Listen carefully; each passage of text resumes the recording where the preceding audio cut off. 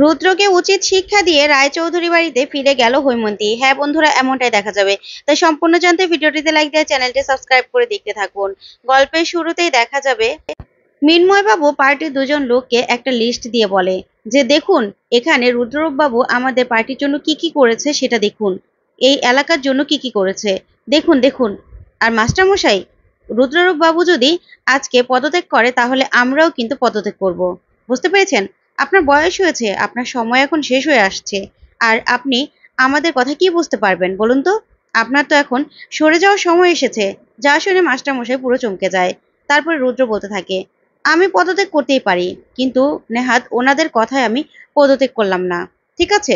আচ্ছা, আপনারা যাবেন তো? চলুন, আমার গাড়ি আছে নিচে, আপনাদেরকে পৌঁছে দেবে। এই বলে পার্টির সব লোকদের নিয়ে রুদ্র ওখান থেকে চলে যায়। তখনই ওরা বেরিয়ে গেলে অরুণা বলতে থাকে, কি ব্যাপার ফুলকি, দাদা তো বেরোলো না? তারপরে সবাই মিলে দৌড়ে আসে জেঠুমনির কাছে। জেঠুমনির কাছে এসে ফুলকি বলতে থাকে, জেঠুমনি তোমার কি হয়েছে? তারপরে রোহিত বলতে থাকে, জেঠুমনি কি হয়েছে? তখনই মাস্টারমশাই বলতে থাকে, রোহিত রে, আমি আর আমার সময় ফুরিয়ে এসেছে। আমাদের এখন আর কোনো মূল্য নেই। আমাদের এখন পার্টি থেকে সরে যাওয়ার সময় হয়ে গেছে। আচ্ছা, এমন কেউ কি নেই এই পার্টির হয়ে মাথা উঁচু হয়ে আমার হয়ে দাঁড়াবে? তখন এই কথা শুনে অবাক হয়ে যায় সবাই। তখনই অরুণা বলতে থাকে, দাদা আপনি মাথাটা ঠান্ডা করুন, সবকিছু ঠিক হয়ে যাবে দাদা। ঠিক তখনই ফুলকি বলতে থাকে, না, জামাইবাবু এত কিছু করে বারবার পার পেয়ে যাবে সেটা কিছুতেই হতে পারে না। আমি আজকে তাকে কিছুতেই রেহাই দেব না।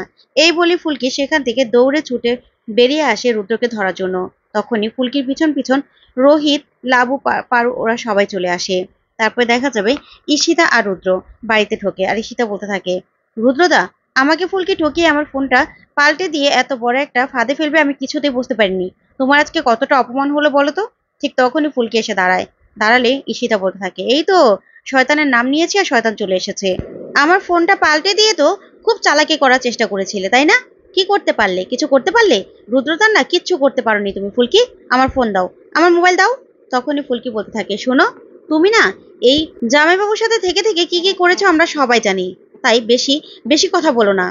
যদি কারোর সাথে চিটিংবাজি করে সেটাতে ভালো হয়, সেটা করাই ভালো। বুঝতে পেরেছো? তাতে কিচ্ছু হয় না। তখন এই কথা শুনে ঈশিতা পুরো চমকে যায়। তারপরে রুদ্র বলতে থাকে, বেশি বার বেড়েছে তোমার না ফুলকি? বেশি বার বেড়েছে আমার পিছনে লাগা। দেখো, তোমাকে আমি বারণ করে দিচ্ছি, আমার পিছনে একদম লাগবে না, একদম না। তাহলে কিন্তু আমি একদম শেষ করে দেবো। তখনই রোহিত সহ সবাই দাঁড়িয়ে এটা দেখতে থাকে। তখন রোহিত ফুলকিকে এই হুমকি দেওয়াটা সহ্য করতে পারে না। তখনই রোহিত সামনে চলে আসে। তারপর রুদ্র বলতে থাকে, কি বলবি বল, বল কি বলবি? তখন রোহিত বলতে থাকে, তোকে না অনেক সহ্য করেছি, আমি অনেক সহ্য করেছি, জাস্ট এখন আর সহ্য করতে পারছি না। তো এত বড় সাহস হয় কি করে তুই আমার সামনে ফুলকিকে হুমকি দিস? কি করে এত সাহস হয়? তখন রুদ্র বলতে থাকে, কি করবি তুই, কি করবি? কিছু করতে পারবি? কিচ্ছু করতে পারবি না, তুই না একটা লুজার। তখনই রোহিত বলতে থাকে, আমাকে একদম লুজার বলবি না রুদ্র। আমার হাত চলে কিন্তু তোর একদম শেষ হয়ে যাবি তুই। দেখ, আমার হাত চলতে আমাকে বাধ্য করিস না। ঠিক তখনই রুদ্র বলতে থাকে, মারবি? মার, আমাকে মার। তখন রোহিত বলতে থাকে, শোন, ফুলকি না সব সময় তোর এই খারাপ দিকগুলো আমার সামনে তুলে ধরেছিল। বারবার তোর নামে কিছু বললেই আমি তখন ফুলকিকে আটকাতাম, বলতাম না, রুদ্র এরকম কিছু করতেই পারে না, কিছু করতে পারে না। কেন জানিস? আমার দিদির কথা ভেবে, জেঠুমণি আর জেঠিমার কথা ভেবে আমি সবকিছু আড়াল করেছি এতদিন, সবকিছু। কিন্তু তোকে ভুল করেছি, ভুল করেছি রুদ্র। আজকে তোর এই মুখোশটা দেখে না আমার খুব অবাক লাগছে। তখনই রুদ্র আরো রেগে যায় আর বলতে থাকে, তুই আমাকে মারবি? মার মার মার।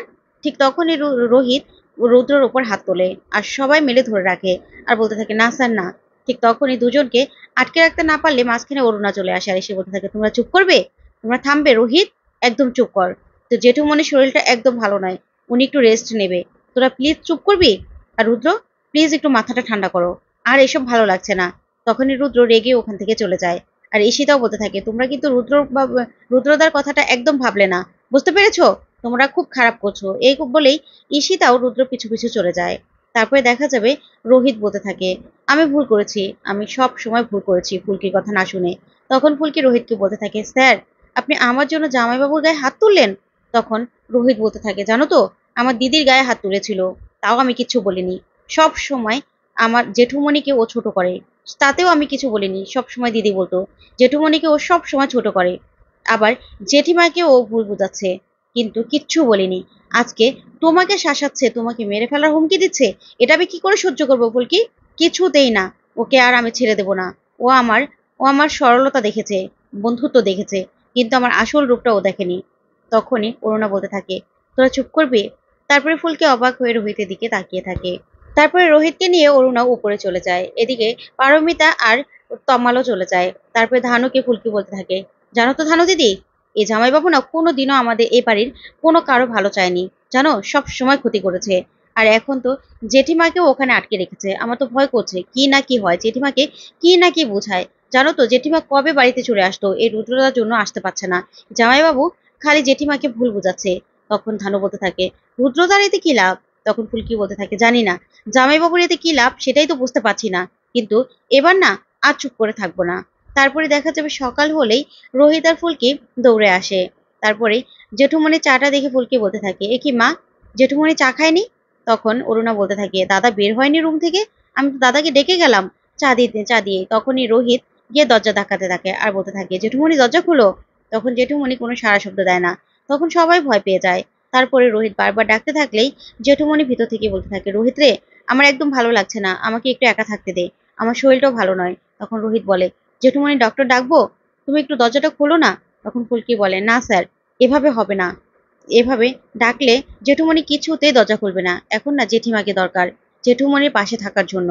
তখন রোহিত বলতে থাকে, কি করব, জেঠিমা তো ওই বাড়িতে আসতেও রাজি হচ্ছে না। তারপরে দেখা যাবে পারমিতাও চলে আসে আর এসে বলতে থাকে, এ কি, কি হয়েছে? তখন ফুলকি বলতে থাকে, জেঠুমনি দরজা খুলছে না, জানো তো চাও খায়নি, খবরের কাগজে পড়েনি। তখন পারমিতা বলে, এখন কি হবে? না না, আমার জন্য এই সব কিছু হয়েছে, আজকে জেঠিমাকে ফিরিয়ে আনতেই হবে, আমি এখনই লাবুর কাছে ফোন করব। এই বলে লাবুর কাছে ফোন করলেই লাবু বলতে থাকে, কি করব বলো তো, রুদ্র তো এ বাড়িতে এসেও হামকি দুমকি করেছে, কিন্তু কি করব, মা তো কিছুই বুঝতে চাইছে না, মা ঘরের মধ্যে চুপটি করে একা বসে আছে। তখন রোহিত ফোনটা নিয়ে বলতে থাকে, দিদি তুইও তো একটু বুঝিয়ে পাঠাতে পারিস, এখন দেখ জেঠুমনি দরজা খুলছে না, চুপ করে বসে আছে, এদিকে জেঠুমনিকে সামলাতে জেঠিমাই পারবে। তখন লাবু বলে, কি করব ভাই, কিছু তো মাথায় ঢুকছে না, কিচ্ছু বুঝতে পারছি না আমি। তখন রোহিত ফোনটা রেখে বলতে থাকে, না কিছু একটা করতে হবে জেঠিমাকে আনতে। তখন ফুলকি বলতে থাকে, না এবার আর কোনো আকতি মিনতি নয়, অনেক হয়ে গেছে, এবার এসপার না হয় ওসপার। এই বলেই সবাই মিলে লাবুদের বাড়িতে যায়। তারপরে দেখা যাবে হৈমন্তী বসে আছে। তখন লাবু খাবার নিয়ে গিয়ে হৈমন্তীকে বলতে থাকে, মা এবার তো অন্তত কিছু খেয়ে নাও, না হলে তো তুমিও অসুস্থ হয়ে যাবে। তখন হৈমন্তী বলতে থাকে, আমিও মানে, কেন তোমার বাবার কিছু হয়েছে?